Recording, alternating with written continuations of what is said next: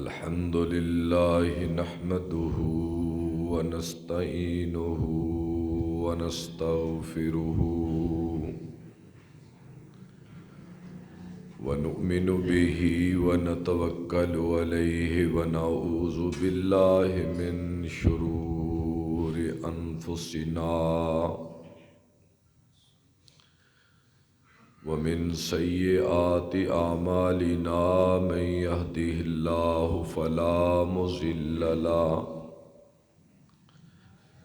ومن يضلله فلا هادي له وأشهد أن لا إله إلا الله وأشهد أن محمدًا عبده ورسوله اللهم صل على محمد وعلى آل محمد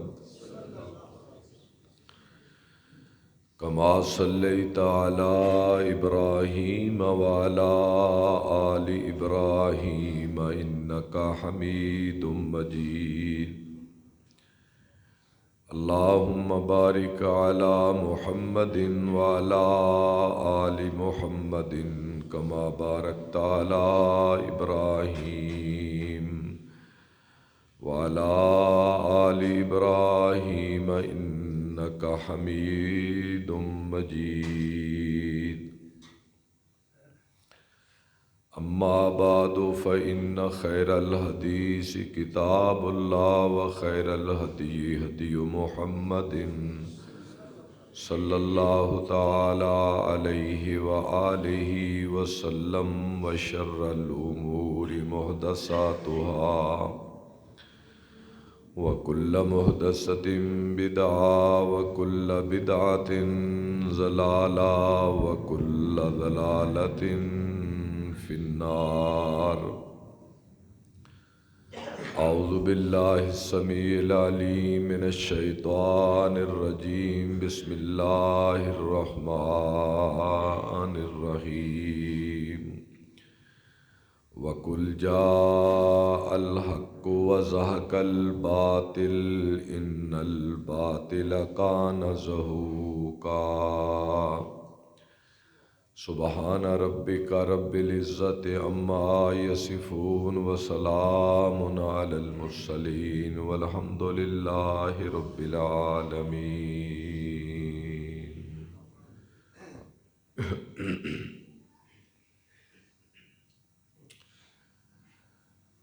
تعریف ہے رب ذوالجلال کی اس ذات اکبر کے لیے جو دلوں کے راز خوب جانتی ہے۔ درود و سلام اولین و آخرین کے امام سیدنا و مولانا حضرت محمد کریم صلی اللہ تعالی علیہ وآلہ وسلم کی مبارک ذات پر۔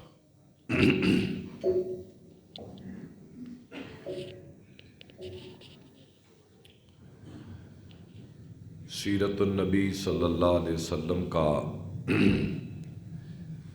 ایک تسلسل سے سلسلہ جاری ہے۔ بغیر کسی تمہید کے میں اپنی بات کا آغاز وہیں سے کرنا چاہوں گا جہاں پچھلے خطبے میں میں نے اپنی بات کو چھوڑا تھا۔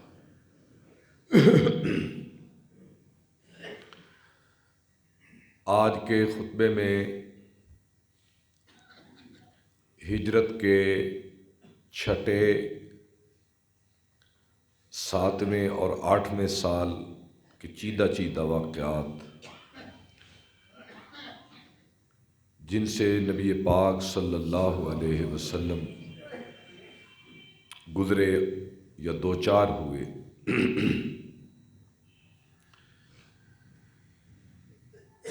ہجرت کا جب چھٹا سال شروع ہوتا ہے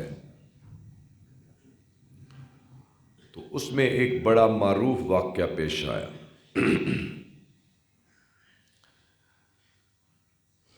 وہ ایک غزوہ ہے غزوہ اس جنگ کو کہتے ہیں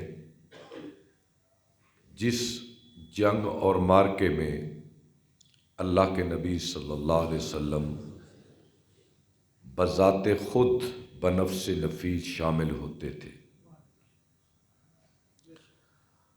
اور اس غزوے کا نام تاریخ نے 2 نام رکھے ہیں، ایک غزوہ بنی مستلق اور ایک غزوہ مریسی، ایک ہی واقعہ کے یہ 2 نام ہیں،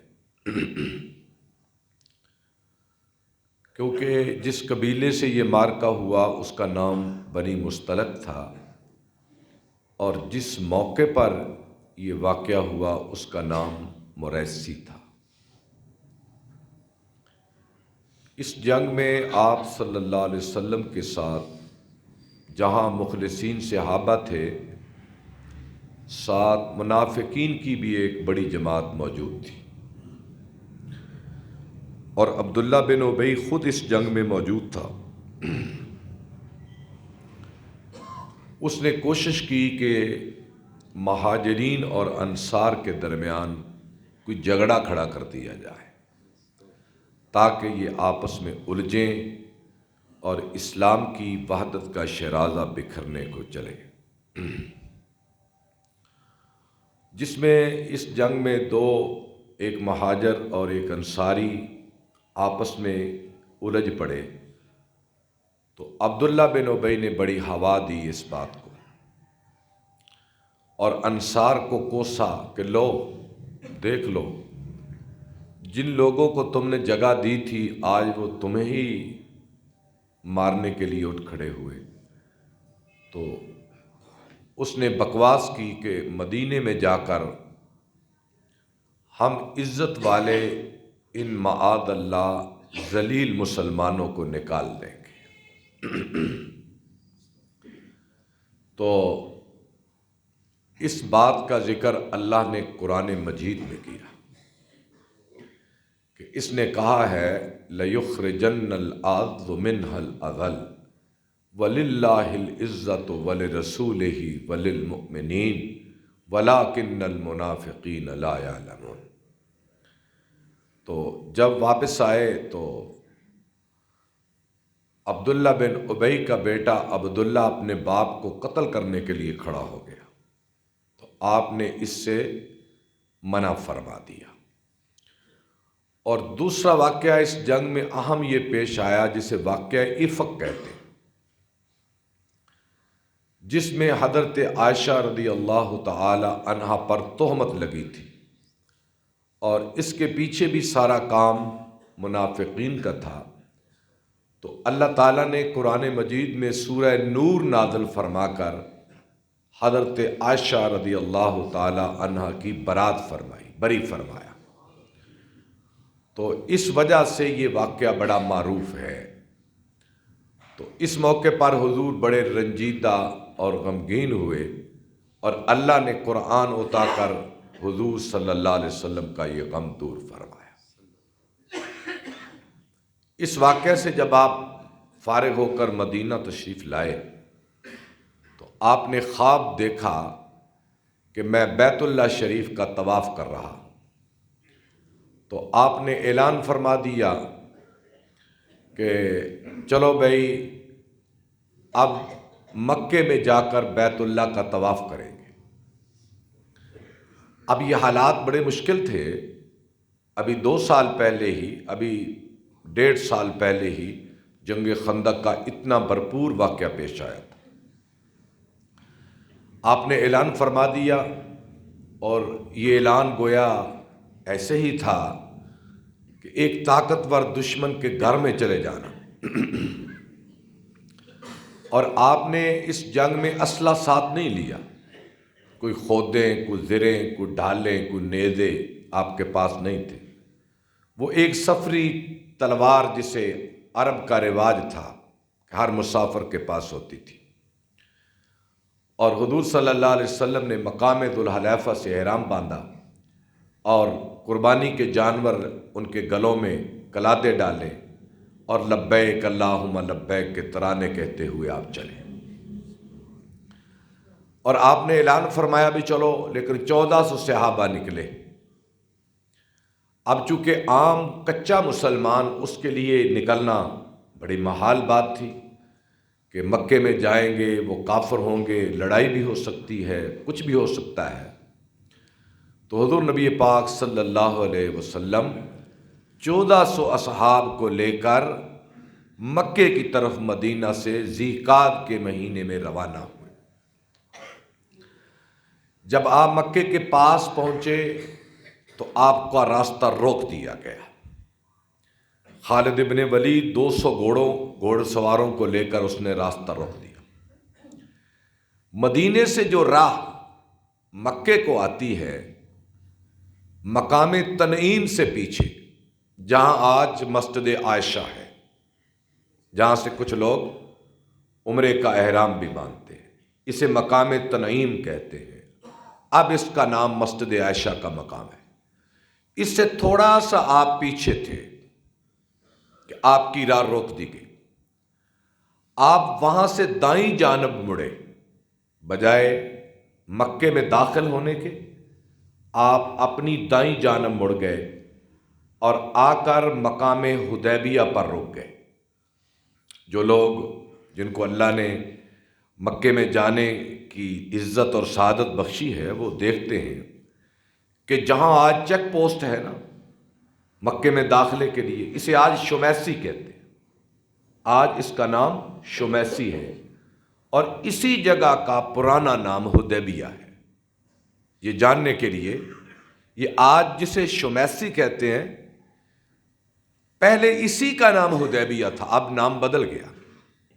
اور اسی چوکی کی دائیں جانب، بالکل اسی جگہ پر، اسی موقع پر مولانا مودودی رحمۃ اللہ علیہ نے سورہ فتح کے ساتھ ایک نقشہ بنایا ہے، اور وہ چونکہ عرض قرآن میں اترے، جہاں جہاں جس جس جگہ کا قرآن نے ذکر کیا ہے اسے عرض قرآن کہتے ہیں، وہاں وہ اترے اور انہوں نے نقشہ بنایا ہے، اور اسی شمیسی پر اتر کر انہوں نے نقشہ ایک کھینچا ہے جو حدیبیہ کے مقام کی پوری تفصیل انہوں نے لکھی ہے۔ اس مقام پر آپ آ کر رک گئے۔ ایک لمبا واقعہ ہے، واقعہ کی تفصیل مقصود نہیں ہے، یہ جاننا کہ گزرتے گزرتے اللہ کے نبی صلی اللہ علیہ وسلم کا یہ 10 سالہ سفر کیسے گزرا۔ تو اس موقع پر بہت سارے واقعات پیش آئے۔ حضرت عثمان رضی اللہ تعالیٰ عنہ کی شہادت کی خبر اڑی، اور آخر کار بات یہاں ختم ہوئی کہ اہل مکہ اور آپ کے درمیان ایک معاہدہ طے پایا، جس کی بڑی شک یہ تھی کہ ہم دونوں فریق 10 سال تک کسی سے جنگ نہیں کریں، اور وہ گروہ جو کہیں کسی جگہ پر جنگ چھیڑتا ہے خود پہلے، اور وہ پہلے چھیڑنے والا جنگ صلح پہ آ جائے، تو یہ فریق مخالف کی فتح ہوتی ہے کہ مثلا میں کسی سے لڑنا نہیں چاہتا، دوسرا گروہ مجھ سے لڑنا چاہتا ہے، میں بھی لڑنے کے لیے تیار ہو جاؤں، تو پھر تھوڑی دیر کے بعد دوسرا گروہ صلح پہ آ جائے تو یہ میری فتح ہے۔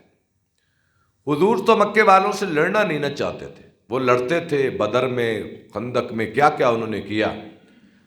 اب وہ اس بات پر آ گئے کہ 10 سال کے لیے ہم کسی سے لڑیں گے نہیں، باقی اس کی دفعات بڑی تفصیل سے ہیں۔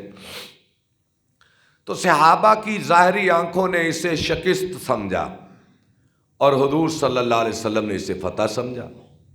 تو اس پر اللہ نے سورہ فتح نازل فرمائی، انا فتحنا لک فتحا مبینا لیغفر لک اللہ ما تقدم من ذنبک وما تأخر، اور کہ اے میرے حبیب یہ بہت بڑی فتح ہے کہ مکے والوں نے آپ سے جو صلح کر لی ہے 10 سال کے لیے، بہت بڑی فتح ہے۔ چنانچہ آپ کے خلاف جو 3 بڑے بازو تھے جنگ کے، ایک یہود، ایک مکے والے، اور ایک کوہستان کے قبائل بدوؤں کے، ان میں ایک بازو تو ہمیشہ کے لیے ٹوٹ گیا، یہ قریش، یہ ٹوٹ گئے، صلح ہو گئی۔ تو آپ بڑی خوشی کے ساتھ آپ پلٹے مدینے کی طرف۔ جب آپ مدینہ پہنچے تو حالات کا رخ تھوڑا سا بدلنے لگا، حالات کا رخ بدلنے لگا تو 6 ہجری میں یہ 2 بڑے واقعات ہیں، ایک حدیبیہ کا اور ایک بنی مستلق کا۔ 7ویں ہجری کا آغاز ہوا، محرم کا مہینہ چڑھا تو حضرت عمر بن عاص، خالد بن ولید اور عثمان بن طلحہ جو کعبے کے کلید بردار تھے، چابی جن کے پاس تھی، یہ 3 بڑے نام تھے۔ عمر بن عاص جاہلیت میں بھی بہت بڑا نام تھا۔ آپ دیکھیں ہجرت حبشہ میں یہ گیا ہے بادشاہ حبشہ کے پاس، یعنی اس کی ذہانت، اس کی سیاست، اس کا علم، اس کا فہم اور حالات و واقعات پر اس کی نظر، بہت بڑا آدمی تھے۔ یہ تینوں مسلمان ہو کر آگے پیچھے اکٹھے مدینے میں پہنچ گئے، اور جب آپ نے ان تینوں کو دیکھا آپ بڑے خوش ہوئے اور آپ نے فرمایا کہ مکے والوں نے اپنے جگر ہمیں دے دیے۔ اور اسی موقع پر آپ نے 7 ہجری کے آغاز میں بادشاہوں کے نام خطوط بھیجے۔ اب یہ بہت بڑی فتح تھی، قریش سے فارغ ہو کر آپ نے خطوط بھیجے۔ عمر بن عاص کو بھی سفیر بنا کر بھیجا آپ نے، شاہ روم کی طرف، شاہ ایران کی طرف، غسانیوں کی طرف، حاکم بصرہ کی طرف اور شاہ عمان کی طرف، شاہ بحرین کی طرف آپ نے بہت سارے خطوط لکھے۔ کچھ تو مسلمان ہو گئے اور کچھ باغی ہو گئے، کچھ نے حضور کے سفیروں کو قتل کر دیا اور کچھ اسلام لے آئے۔ اسلام کی دعوت اب وسطی عرب سے باہر نکلنے لگی، اسلام کا زور بڑھنے لگا اور لوگ حضور کی طرف، مدینہ کی طرف متوجہ ہونے لگے۔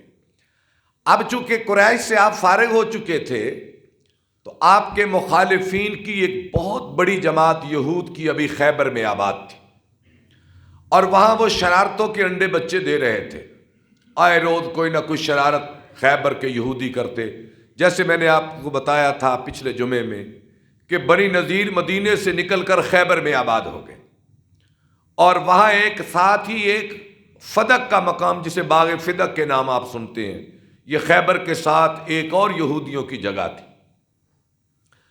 تو آپ صلی اللہ علیہ وسلم نے 7 ہجری میں خیبر کا ارادہ کیا، اور آپ نے فرمایا میرے ساتھ صرف وہی لوگ نکلیں گے جو حدیبیہ کے مقام پر گئے تھے۔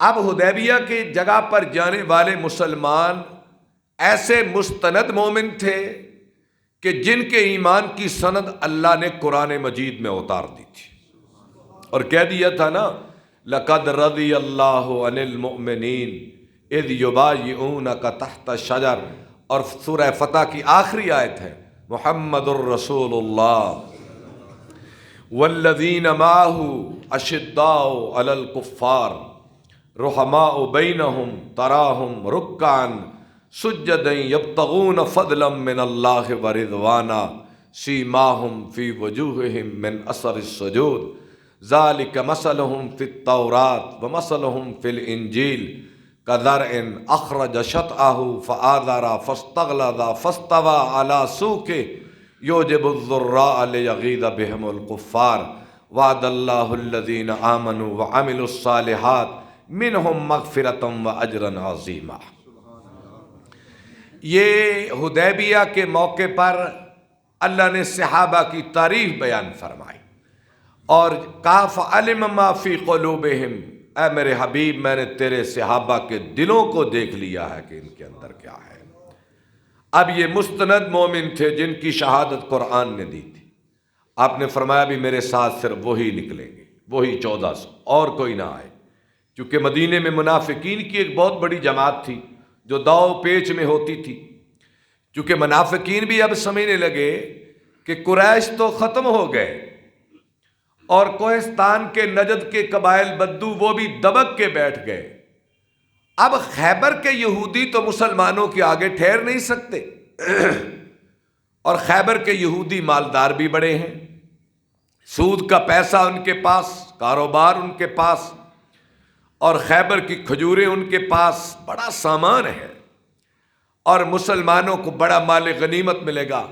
آئے ادھر سے یا رسول اللہ ہم بھی چلیں، ہم بھی آپ کے ساتھ چلیں۔ آپ نے فرمایا میرے اللہ نے روک دیا ہے، اب مال غنیمت ملنے کا وقت آیا تو تم آگے آگے آتے ہو، میرے اللہ نے روک دیا ہے تمہیں۔ اور اتنے بے شرم تھے، اتنے بے شرم تھے کہ اس کے باوجود بھی حضور کے پاس ادھر سے چلے آئے۔ آپ نے روک دیا۔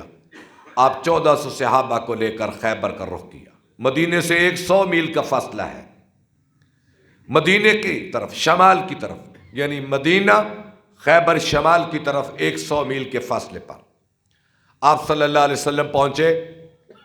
تو یہ ایک بہت بڑی جنگ ہوئی ہے جس میں 16 مسلمان شہید ہوئے اور 93 یہودی قتل کیے گئے۔ اور اسی موقع پر حضرت علی رضی اللہ عنہ اور امر اور مرحب کا مقابلہ آپ سنتے ہیں، بڑا مشہور واقعہ ہے۔ اس خیبر کے موقع پر یہ حضرت علی اور مرحب کا یہ واقعہ فتح ہو گیا خیبر۔ خیبر کی فتح کے بعد کچھ واقعات یہاں پیش آئے۔ آپ نے فتح خیبر کے بعد رکے تو پہلا واقعہ یہ آیا کہ اس موقع پر حضرت ابو ہریرہ رضی اللہ تعالی عنہ مسلمان ہوئے۔ اچھا، میں بڑا اس کو پڑھتے غور کرتا ہوں کہ ابو ہریرہ یمن کے رہنے والے تھے۔ یہ یمن سے آئے، مسجد نبوی میں پتہ چلا کہ حضور خیبر میں ہیں، یہ خیبر میں چلے گئے۔ اور اس وقت ان کے پاس بلیاں تھیں، اس وقت کو کندھے پہ، کچھ سینے پہ، کو ہاتھ پہ۔ تو عبد الرحمن تو نام تھا، آپ نے اسے ابو ہریرہ کہا۔ ہاں بھئی ابو ہریرہ کیسے؟ یا رسول اللہ، کلمہ پڑھنے آیا۔ 7 ہجری میں کلمہ پڑھا، 8، 9، 10 3 سال حضور کے ساتھ رہے اور 6000 سے زیادہ احادیث 3 سال میں اس شخص نے یاد کی۔ زیادہ دیر نہیں رہے یہ 3 سال حضور کے ساتھ صرف رہے۔ اور خیبر کے موقع پر مسلمان ایک، اور دوسرا حضرت ابو موسیٰ اشعری کا نام سنا آپ نے؟ ابو موسیٰ اشعری، اشعر ان کا قبیلہ تھا اور یہ بھی یمن کے رہنے والے تھے۔ یہ اپنے ساتھ 50 مسلمان لے کر یمن سے چلے، کشتی میں بیٹھے تاکہ مدینے آئیں، اور کشتی نے ایسے بھنور میں پھنسی کہ وہ مدینے آنے کی بجائے حبشے کو چلی گئی۔ اور حبشے میں اترے تو وہاں حضرت جعفر بن ابی طالب 7 ہجری میں وہ حبشے میں تھے، تو ان سے ملاقات ہو گئی۔ ان سے ملاقات ہوئی تو پھر حضور نے حبشے کے بادشاہ کے نام خط لکھا تھا کہ میرے جعفر کو اور مسلمانوں کو بحفاظت مدینے پہنچا دیا جائے۔ یہ قافلہ آیا اور یہ قافلہ بھی خیبر کے موقع پر حضور سے ملا۔ ابو موسیٰ اشعری یہاں حضور کے ہاتھ پہ بیعت کی۔ اور حضرت جعفر کے متعلق میں تھوڑا سا محبت سے عرض کروں گا۔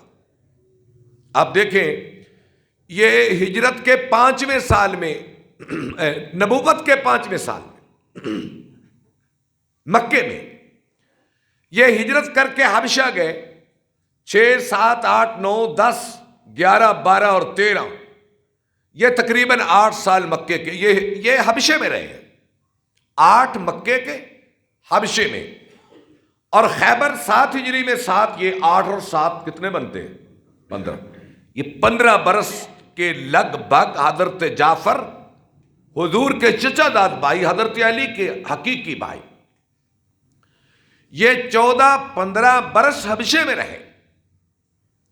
اور وہاں سے یہ آئے فتح خیبر کے موقع پر۔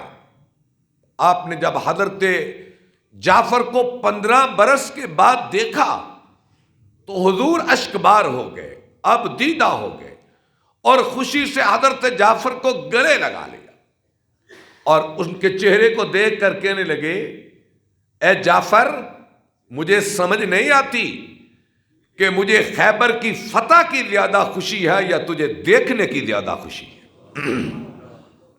حضرت جعفر کو دیکھ کر اتنے خوش ہوئے۔ اور پھر دیکھیں ان کی قربانی، ذرا قربانی کا اندازہ کریں کہ 7 ہجری میں یہ آئے ہیں 15 برس کے بعد، اور 8 ہجری میں جنگ موتا میں گئے اور شہید ہو گئے۔ آگے میں ذکر کروں گا جنگ موتا کا۔ 1 سال صرف حضور کے ساتھ رہے مدینے میں، اور شہید ہو گئے، یہ صحابہ کی زندگیاں تھیں، یہ ان کی قربانیوں کی زندگیاں تھیں، یہ ان کی لازوال داستانوں کی زندگیاں تھیں۔ حضور صلی اللہ علیہ وسلم جب وہاں سے واپس پلٹے تو ایک شخص ہے کنانہ بن ابی الحقیق، یہ خیبر کا سردار تھا، اور اس کی بیوی کا نام حضرت صفیہ تھا، جو بعد میں حضرت صفیہ بنی، اور یہ حی بن اخطب یہود کا ایک سردار تھا، اس کی بیٹی سردار کی بیوی، سردار کی بیوی سردار کی بیٹی لونڈی بن گئی، اور تقسیم کے وقت یہ حضرت دہیہ کلبی کے حصے میں آئی، پھر حضور کے پاس آئیں، آپ نے آزاد کیا، اس نے کلمہ پڑھا، پہلے آزاد کیا، اور خیبر کے موقع پر ہی حضرت صفیہ سے حضور کا نکاح آپ کے حرم میں آ گئی۔ آپ واپس آئے خیبر سے فتح پا کر، تو پھر آپ نے فدق کا رخ کیا ادھر، اور جو باغ فدق سنتے ہیں، اللہ نے وہ بھی مال غنیمت میں اللہ کے نبی صلی اللہ علیہ وسلم کو عطا فرمایا۔ خیبر سے جو ہی آپ واپس آئے تو اب چونکہ مکے والوں سے یہ معاہدہ طے پایا تھا کہ اس سال تم عمرہ نہ کرو، آئندہ سال عمرہ کر لینا، تو آپ ذیقعد کے مہینے میں 2000 صحابہ کو لے کر آپ عمرہ قضاء کے لیے تشریف لے گئے۔ عمرہ قضاء آپ سنتے ہیں، اس کے قضاء کا مطلب ہوتا ہے 2 معنی، ایک تو قضاء تقدیر کے معنی میں ہوتا ہے نا، مقدر، تقدیر، اللہ کی قضاء، فیصلہ۔ اس کا یہ اس لیے نام رکھا گیا کہ 6 ہجری میں حدیبیہ کے موقع پر یہ لکھی گئی تھی بات، یہ طے ہوا تھا، یہ فیصلہ ہوا تھا کہ آئندہ سال تم عمرہ کر لینا۔ آپ صلی اللہ علیہ وسلم قربانی کے جانور لیے، 2000 صحابہ کو اور لڑائی کا سامان بھی ساتھ لے کر گئے۔ 6 ہجری میں سامان نہیں تھا لڑائی کا، اب 7 ہجری میں جب آپ کو ان کی عہد شکنی کا ڈر تھا کہ مکے والے کہیں اچانک شب خون نہ مار لیں، آپ اسلحہ بھی ساتھ لے کر گئے، آپ نے احرام باندھا، اور اسی موقع پر یہ حضور کا بطور پیغمبر کے کعبے کا پہلا طواف تھا عمرے کی صورت میں، یہ حضور کا پہلا اور صحابہ کا پہلا طواف عمرہ پہلا تھا، اور اسی موقع پر اجتماع آیا نا، یہ دائیں کندھے کے نیچے سے احرام، یہ سنت اس وقت بنی ہے، اور کافروں نے سمجھا کہ حضور کے ساتھی بھوک اور پیاس سے مرے پڑے ہیں، تو آپ نے فرمایا پہلے 3 چکر دوڑ کر لگاؤ تاکہ مکے والوں کو مسلمانوں کی طاقت کا اندازہ ہو جائے، اور یہ سنت بن گئی، اور یہ صحابہ کی سنت بن گئی، اور 3 دن حضور صلی اللہ علیہ وسلم آپ مکے میں 3 دن صرف رہے، اور چوتھے دن آپ وہاں سے پھر واپس مدینہ تشریف لے آئے۔ تو یہ 7 ہجری کے یہ واقعات ہیں بڑے، غزوہ خیبر اور عمرہ قضاء۔ اب 8 ہجری کا آغاز ہوتا ہے، تو حضور پاک صلی اللہ علیہ وسلم کے سفیر کو اردن کے بادشاہ نے، بلقاکے نے، یہ علاقہ ہے وہاں کے غسانی بادشاہ نے قتل کر دیا، تو یہاں جنگ موتا کا واقعہ پیش آیا۔ یہ موتا ایک مقام ہے اردن کے پاس بلقا کے مقام پر۔ آپ نے حضرت زید بن حارثہ کو، پھر ان کے بعد حضرت جعفر بن ابی طالب کو، پھر عبداللہ بن رواحہ کو آپ نے بالترتیب کمانڈ دی۔ آپ نے فرمایا اگر زید شہید ہو جائیں تو جھنڈا جعفر کے پاس جائے گا، جعفر شہید ہو جائیں تو جھنڈا اس کے بعد عبداللہ بن رواحہ کے پاس جائے گا۔ یہ آپ نے ترتیب بنا دی۔ 3 صحابہ کو اپنی شہادت کی خبر مل گئی، شہادت کی خبر مل گئی، تو دور کا علاقہ تھا، وہاں گئے، کوئی اطلاع نہ آئی۔ حضور پاک صلی اللہ علیہ وسلم مسجد نبوی میں بیٹھے، آپ رو رہے تھے، اشکبار تھے۔ صحابہ نے پوچھا یا رسول اللہ رونے کی کیا وجہ ہے؟ آپ نے فرمایا وہ موتا کے مقام پر جبریل نے مجھے بتایا ہے کہ زید بن حارثہ بھی وہ چلے گئے، وہ میرے جعفر بھی چلے گئے، وہ میرا عبداللہ بھی چلا گیا، اور اب خالد ابن ولید نے کمانڈ سنبھال لی ہے۔ جبریل نے اخبرنی جبریل نے مجھے خبر دی ہے، اور ساتھ حضور اشکبار رو رہے ہیں اونچی آواز سے۔ پھر آپ نے ایک دم دونوں ہاتھ ایسے کیے، آپ نے ایسے ہاتھ کیے، آپ نے فرمایا اے میرے صحابہ، میرے اللہ نے سارے پردے ہٹا کر، سارے پردے مادے کے سارے پردے ہٹا کر مجھے دکھایا ہے کہ میرا جعفر جنت میں اڑ رہا ہے، کیونکہ ان کے دونوں بازو کٹ گئے۔ وہ دیکھو، آپ ایسے کہ وہ دیکھو، جعفر کے جنگ میں دونوں بازو کٹ گئے، اور میرا جعفر یطیر فی الجنہ، وہ خدا کی جنت میں اڑ رہا ہے، خدا نے اسے جنت کا مہمان بنا دیا۔ اور اسی موقع پر آپ اٹھے اور حضرت جعفر کے گھر میں گئے، اور آپ نے اعلان فرمایا بھائی جعفر کے گھر میں 3 دن کھانا نہیں پکے گا، ہم اسے کھانا دیں گے، اس کے اہل خانہ غم میں ہیں۔ یہاں سے یہ سنت ہے 3 دن کھانا کھلانے کی، میت کے گھر میں اس کے اعزاء و اقارب کھانا کھلائیں، کھانا پہنچائیں۔ آپ نے ان کے بیٹے عبداللہ کو گود میں لیا، اسما رونے لگی، آپ نے فرمایا خاموش ہو جاؤ اسما، جعفر کی بیوی ہے کہ میں نے تیرے شوہر کو جنت میں اڑتے ہوئے دیکھا ہے۔ تو جنگ موتا 3 شہید ہو گئے، پھر حضرت خالد کے ہاتھ میں کمانڈ آئی، اللہ نے خالد کو نوازا تھا، پھر وہ 2 لاکھ رومی اور 3000 مسلمان، خالد ابن ولید ان سے لڑ بڑھ کر کامیاب ہو کر واپس لوٹے۔ یہ جنگ موتا 8 ہجری میں۔ اب اس کے بعد حضور صلی اللہ علیہ وسلم کا جو معاہدہ مکے والوں سے ہوا تھا، مکے والوں نے اس عہد کو توڑ دیا، اور لیکن توڑنے کے بعد ابو سفیان پریشان ہوا کہ جو محمد عربی یہود کو اس نے تہہ تیگ کر دیا، رومیوں سے الجھنے لگے، کوہستان کے قبائل سے نمٹنے لگے، اور مدینے کے گرد و نواح کے غطفانیوں کو اس نے تباہ کر دیا ہے، اب ہماری اوقات کیا رہ گئی؟ ابو سفیان دوڑا دوڑا مدینے آیا کہ یا رسول اللہ معافی دے دو، ہم سے غلطی ہو گئی۔ آپ نے منہ پھیر لیا، آپ نے منہ پھیر لیا۔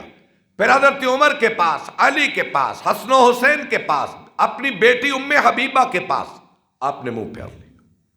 اب یہ نکلا واپس خائب و خاسر اور ناکام، تو آپ نے جنگ کی تیاری کر دی، آپ نے سامان باندھا، اور پہلے آپ ہر جانب کی اطلاع دیتے تھے، ہم موتا جائیں گے، مستلق جائیں گے، خندق جائیں گے، لیکن فتح مکہ کے معاملے میں آپ نے رازداری سے کام لیا، اور اللہ سے دعا کی اے اللہ اپنے نبی کے سفر کو اہل مکہ سے چھپا کے رکھنا۔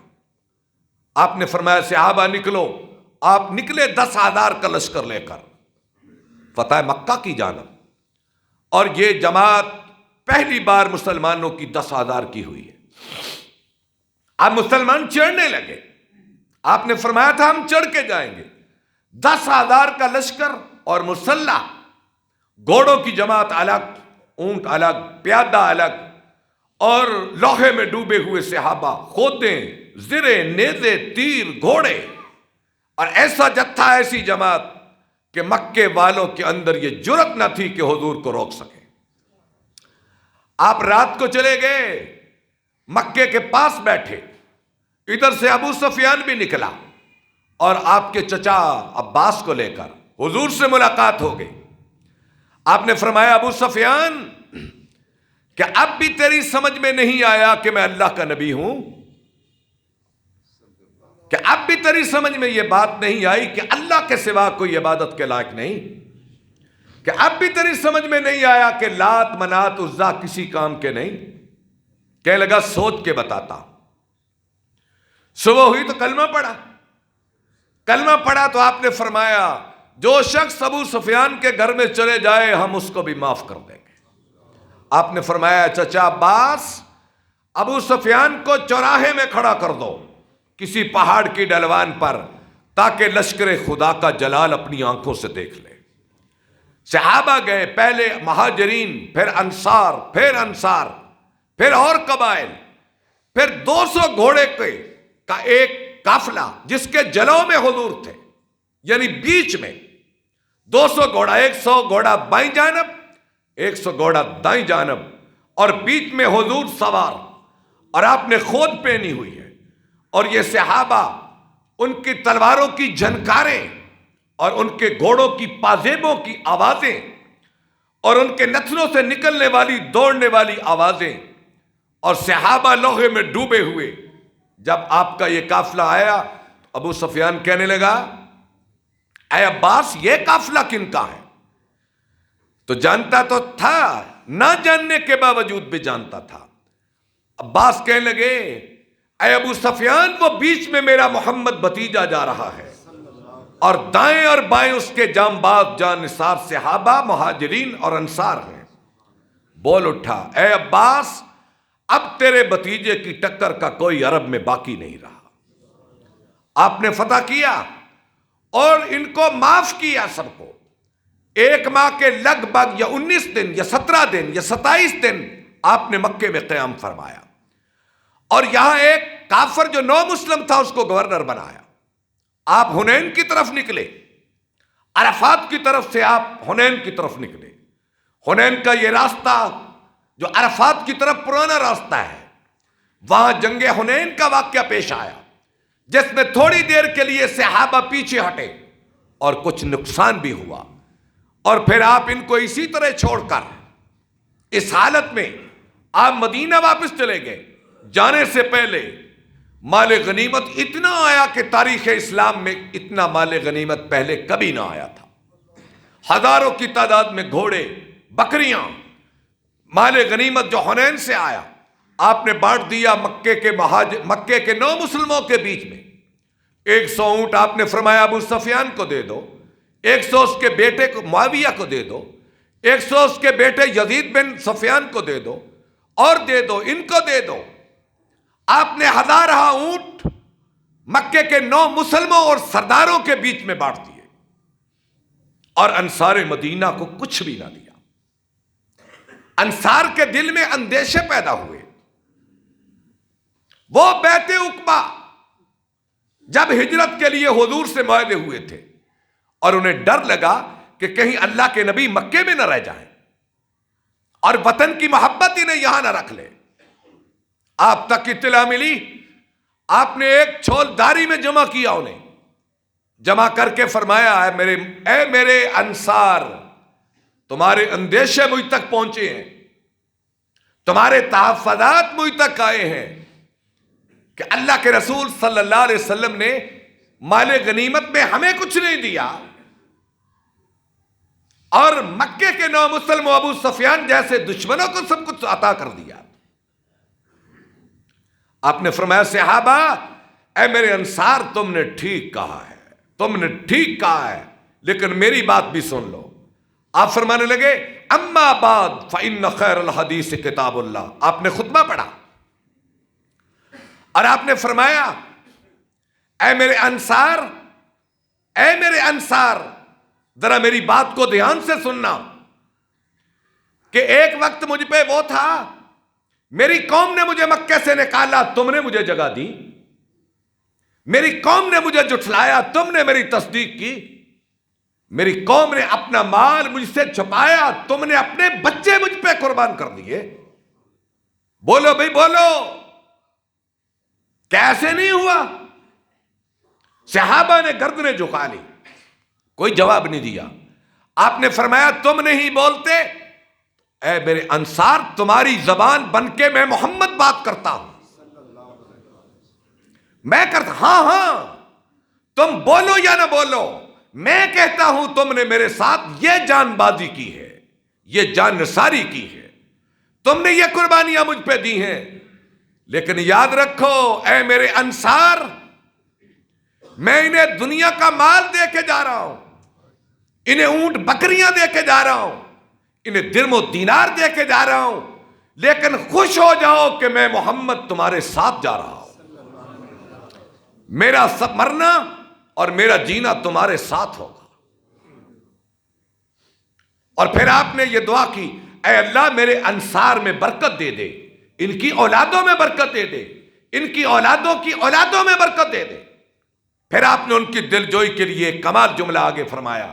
آپ نے فرمایا میرے انصار، ایک طرف پوری دنیا ہو جائے اور ایک طرف مٹھی بھر تم ہو، میں پوری دنیا کو چھوڑ کر تمہارا ساتھی بنوں گا۔ اور اللہ نے انصار کو یہ عزت بخشی، باوجود اس کے کہ آپ کا مولد و موطن یعنی وطن آپ کا مکہ تھا، لیکن آپ کا روضہ مبارک خدا نے مدینے میں بنا کر انصار کو عزت عطا فرما۔ آج بیت اللہ کا طواف کرنے جاتا ہے مسلمان، لیکن اسے مدینے میں جانا پڑتا ہے، اور حضور کا روضہ مبارک یہ انصار کی عزت افزائی اللہ نے فرمائی۔ آپ اس طرح تو صحابہ انصار مدینہ اتنا روئے، اتنی آنکھیں اشکبار ہو گئی کہ انہیں چپ کرانا پڑا، اور انہوں نے کہا رضینا باللہ ربم و بالاسلام دینا، اے اللہ کے رسول، ایک اللہ کے رب ہونے پر اور تمہارے رسول ہونے پہ ہم راضی ہو گئے۔ اس طرح آپ پوری کامیابی کے ساتھ مکہ سے پھر مدینہ لوٹے۔ وآخر دعوانا الحمدللہ۔